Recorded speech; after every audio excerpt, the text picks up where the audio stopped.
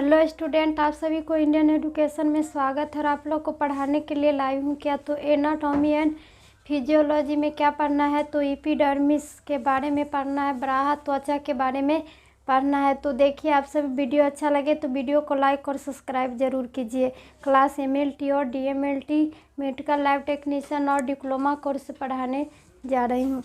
तो ये क्या है कि human anatomy and physiology, human anatomy और फिजियोलॉजी में एपिडर्मिस ब्राहा त्वचा के बारे में पढ़ना है। एपिडर्मिस ब्राहा त्वचा के बारे में पढ़ना है। तो ह्यूमन एनाटॉमी किसको कहेंगे, तो मानव शरीर रचना विज्ञान को कहते हैं। ह्यूमन एनाटॉमी किसको कहते हैं, तो मानव शरीर रचना विज्ञान को। तो मानव शरीर रचना विज्ञान में क्या आएगा कि सल की परत स्ट्रेटम कार्नियम, क्या है कि सल की परत स्ट्रेटम कार्नियम। तो यह परत शरीर में सबसे बाहर की सतही परत पर होती है। शरीर में कहाँ पर होती है, तो सबसे बाहर की परत पर सतही होती है। तो इसमें विद्यमान कोशिकाएं चपटी, पतली और न्यूक्लियस रहित होती है। इसमें विद्यमान कोशिकाएं कैसी होती है, तो चपटी रूप में और न्यूक्लियस रहित होती है और मृत होती है। और क्या होती है, तो मृत होती है।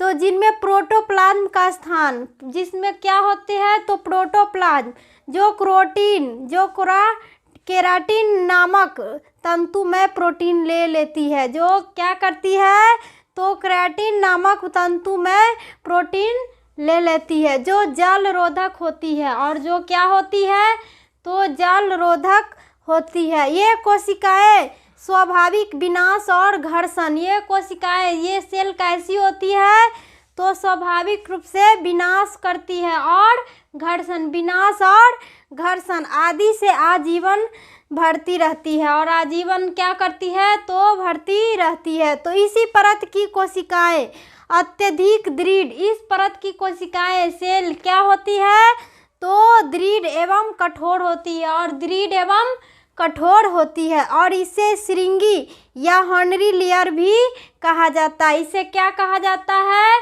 तो श्रृंगी या हॉर्नरी लेयर कहा जाता है। तो ये क्या है कि बाहर वाले त्वचा को क्या कहेंगे, तो एपिडर्मिस। अब ह्यूमन फिजियोलॉजी में क्या होगा, तो ह्यूमन फिजियोलॉजी मानव शरीर के क्रिया विज्ञान को कहते हैं।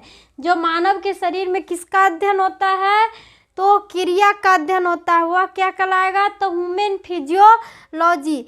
तो इसमें क्या आएगा कि यह परत शरीर के सबसे बाहरी, शरीर के क्या होगा कि सबसे बाहरी परत, जो शरीर पर क्या होते हैं, तो बाहर की परत को, तो वो बाहरों की परत कठोर पदार्थों से, क्या कौन पदार्थ होते हैं, तो कठोर पदार्थों से शरीर की रक्षा करती है और कठोर पदार्थों से शरीर की रक्षा करती है।